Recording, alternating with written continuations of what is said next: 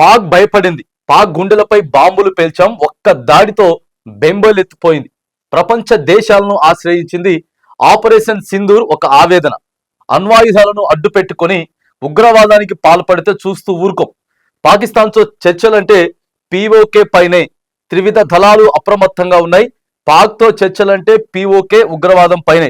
జాతిని ఉద్దేశించి ప్రసంగించినటువంటి మోదీ నిన్న జరిగినటువంటి ఆపరేషన్ సింధూర్ తర్వాత పాకిస్తాన్కి మనకి ఉన్నటువంటి ఏవైతే కాల్పులు సంబంధించిన అంశం కానీ వీటన్నిటి మీద కూడా మరి భారతదేశ ప్రజలను ఉద్దేశించి నిన్న మోదీ అయితే మాట్లాడిండ్రు.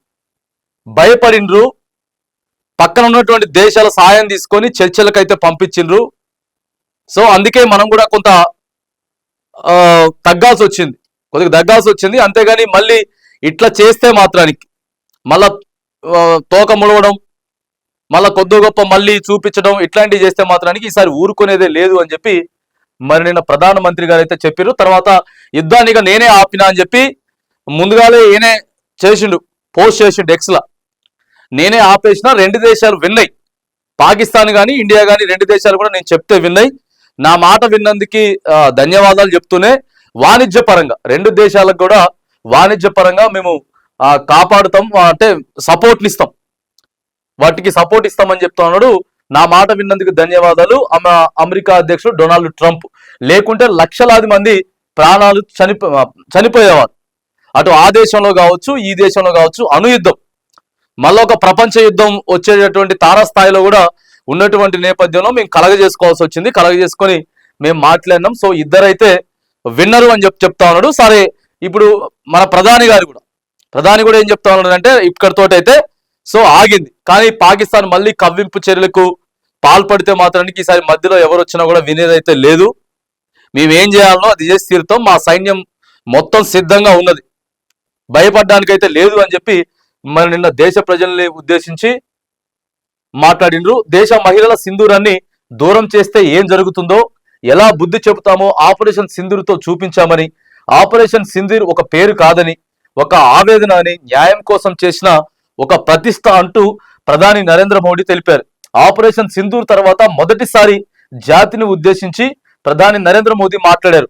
ఉగ్రవాదులను మట్టిలో కలిపేందుకు భారత సైన్యానికి పూర్తి స్వేచ్ఛ ఇచ్చామని, భారత సైన్యం ఉగ్రవాదుల స్థావరాలు ఏవైతే ఉన్నాయో వాటిని పటాపంచలు చేసేసింది.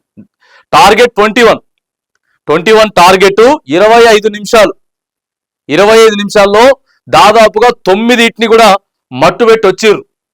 మన దగ్గర వాళ్ళ దగ్గర మిసైల్స్ లేకపోతే డ్రోనో ఇవన్నీ కాదు, అంతకు మించి మన దగ్గర ఉన్నాయి అనేది కూడా మన సైన్యం చూపించింది.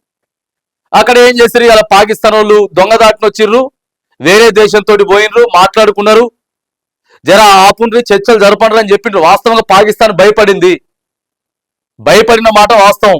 ఇక మధ్యవర్తిత్వంకి వచ్చి అది చేసి చర్చలు జరిపిన తర్వాత మళ్ళీ మేమే గెలిచినాం అని చెప్పి మళ్ళీ ఆడ హడావుడి చేసుకుంటున్నారు వాళ్ళు. మేమే గెలిచినాం అని చెప్పి సంబరాలు, ర్యాలీలు, అది ఇది సో చేస్తే చేసుకున్నారు. కానీ మళ్ళీ రివర్స్ గా ఇటు పక్క చూసేటటువంటి ప్రయత్నం ఏదైతే ఉందో ఆ ప్రయత్నం చేస్తే మాత్రానికి ఈసారి మట్టు పెడతామని చెప్పి భారత సైన్యం అయితే మరి తెలిపింది. ఇప్పుడిప్పుడే చిన్నగా మరి శాంతించుకుంటా ఉన్నది. ఇరు దేశాల మధ్య ఘర్షణ వాతావరణం ఏదైతే ఉందో సో ఇప్పుడే అయితే కొంత ఆగే పరిస్థితి అయితే వస్తా ఉన్నది. కానీ సైన్యం మాత్రం ఎప్పటికప్పటికి అలర్ట్ గానే ఉంది. మన సింధూరాన్ని తిడిపేస్తే మాత్రానికి ఖచ్చితంగా చేసి తీరుతాం, ఎక్కడా కూడా తగ్గేదైతే లేదు. చర్చలు జరిగిన మాట మాత్రం వాస్తవం అని చెప్పి నిన్న దేశ ప్రజలకి మరి వివరణ ఇచ్చేటటువంటి ప్రయత్నం అయితే మోదీ చేసిండు. అట్లనే మరి ప్రతిపక్షాలు ఏవైతే ఉన్నాయో ప్రతిపక్షాలన్నీ కూడా మరి పార్లమెంట్ లో ఒక సమావేశం అయితే జరగాలి. ఇట్లా దేశంలో ఒక విపత్కరమైనటువంటి పరిస్థితి వచ్చినప్పుడు అత్యవసరమైనటువంటి సమావేశాలు నిర్వహిస్తారు. అప్పుడు కరోనా అప్పుడు కూడా అదే జరిగింది. కరోనా అప్పుడు కూడా సమావేశాలు నిర్వహించారు. ఎట్లా జరిగింది, ఏం జరిగింది, మనం ఎంత నిర్ణయాలు తీసుకున్నాం, ఎంతమంది మన సైనికులు చనిపోయిండ్రు, అవతల ఎంతమంది చనిపోయిండ్రు, ఎంత ఖర్చు వచ్చింది అనేది కూడా మరి పూర్తిగా పార్లమెంట్ సమావేశాలు అయితే మాత్రానికి ఖచ్చితంగా చెప్పాలి. కాబట్టి మరి నిన్న జాతిని ఉద్దేశించి కొన్ని క్లారిటీ ఇచ్చేటటువంటి ప్రయత్నం అయితే మరి మోదీ చేసిండు. అట్లనే పార్లమెంట్ సమావేశాలు కూడా ఈ మధ్యలోనే ఒక పార్లమెంట్ సమావేశాలు మరి ఆపరేషన్ సింధూర్కు సంబంధించినటువంటి అంశం మీద ఒక వారం రోజులు కేటాయించి ఏం జరిగింది, ఎంత జరిగింది అనేది మాత్రానికి మరి అది కూడా కొంత స్పష్టత చేయాల్సిన బాధ్యత కూడా కేంద్ర ప్రభుత్వం పైన అయితే ఉన్నది.